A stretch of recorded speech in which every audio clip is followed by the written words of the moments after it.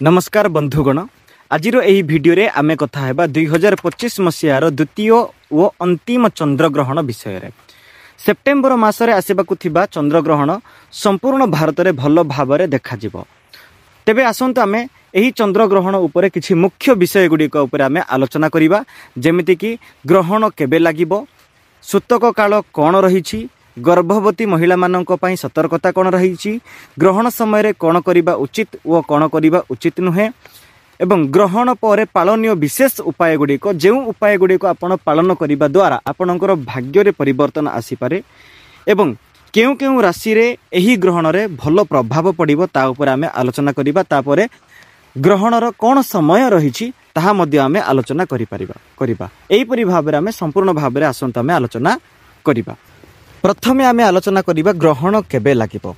ग्रहण लागिबो 7 सेप्टेम्बर रविवार दिन ग्रहण लागिबो। आउ तार ग्रहणर आरंभ समय हेउची राति 9:58 रे आरंभ हेबो एवं ग्रहण शेष हेबो राति घंटे 26 मिनिट, माने 8 तारिख राति घंटे 26 मिनिट रे ग्रहण शेष हेबो।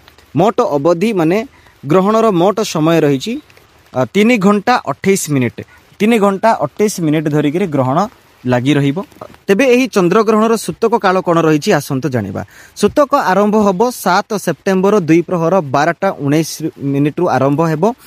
तापरे सूतक शेष हेबो ग्रहणर समाप्ति सहित, अर्थात घंटे 36 मिनिट रे सूतक शेष हेजिबो। ध्यान रखंतु, जेहेतु ग्रहण भारत रे देखा जाउछि सेति पई सूतक काल रे समस्त नियम पालनीय रहिबो, माने पालन करिबा योग्य।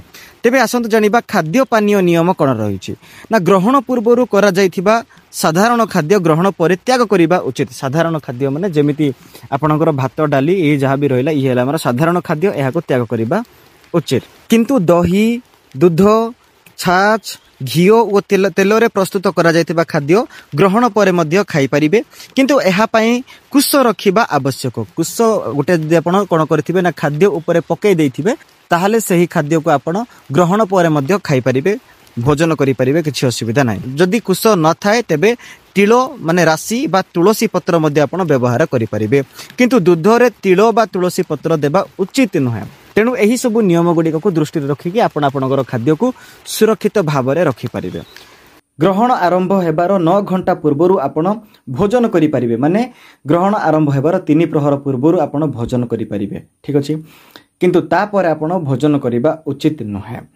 वृद्ध, शिशु और रोगी माने 3.5 घंटा पूर्व पर्यंत भोजन करि परिबे, माने एही समय रे जदि हमें देखिबा ताहाले 5टा पर्यंत एही माने सबु वृद्ध, शिशु और रोगी माने भोजन ग्रहण करि परिबे।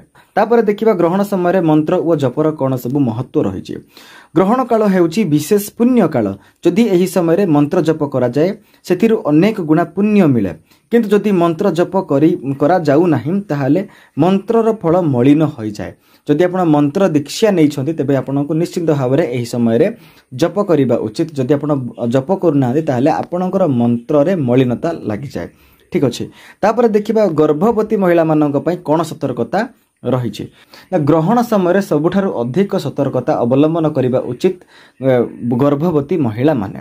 चंद्र आलोक रे बाहर को जिबा उचित नुहे, माने चंद्रर जे हमर ग्रहण थाउछि से ग्रहणर छाई महिला मानक ऊपर, गर्भवती महिला मानक ऊपर पड़िबा उचित नुहे।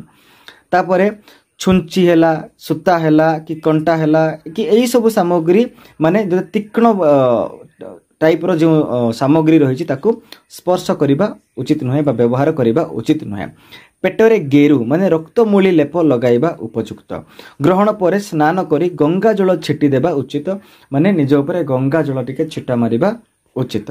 मन को शांत करी भजन, मंत्र जप किंबा धार्मिक पाठ करिबा उचित। भजन कीर्तन करिबा उचित, मंत्र जप करिबा उचित। तापरे धार्मिक पुस्तक अध्ययन करिबा उचित अथवा धार्मिक चर्चा करिबा उचित। एही सब काम करिबा द्वारा संतान ऊपर बहुत भल प्रभाव पड़ी थाए।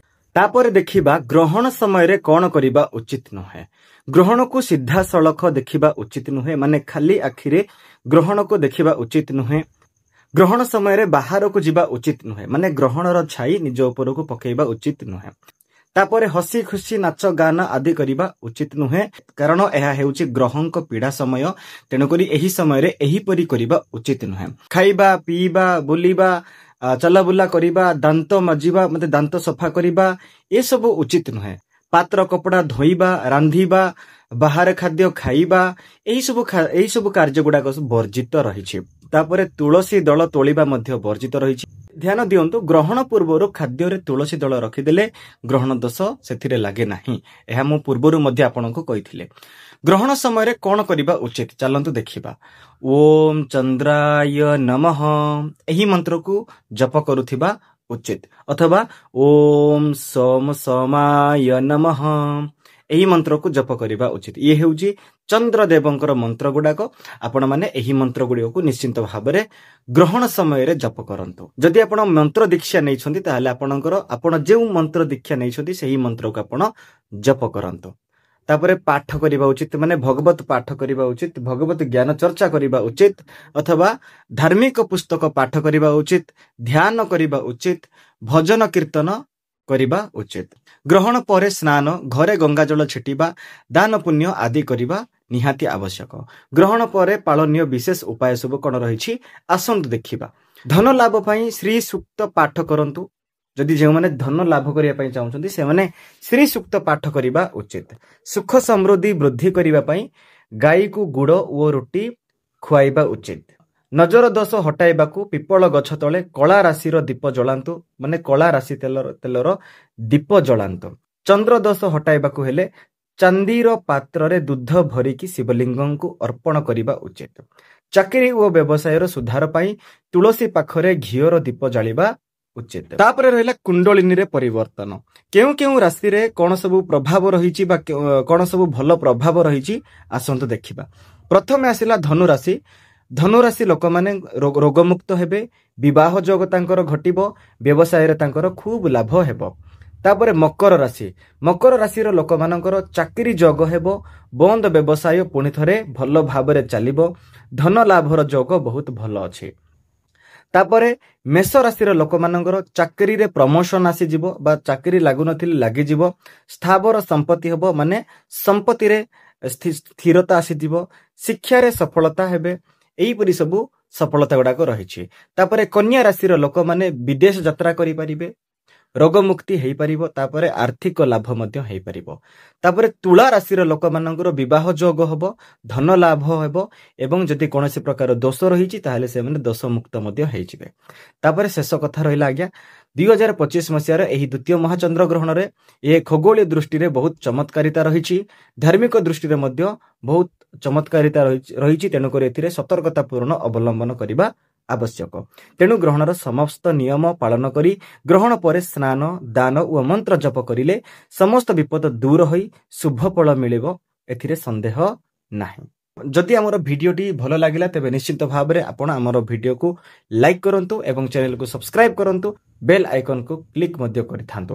ତା ବାଦେ ଯଦି ଆପଣ ଏହି ଚନ୍ଦ୍ରଗ୍ରହଣ ଉପରେ ଆଉ ଡିଟେଲ ନିୟମ ଚାହୁଁଛନ୍ତି ତେବେ କମେଣ୍ଟ ସେକ୍ସନରେ କମେଣ୍ଟ କରିକି ଜଣାନ୍ତୁ।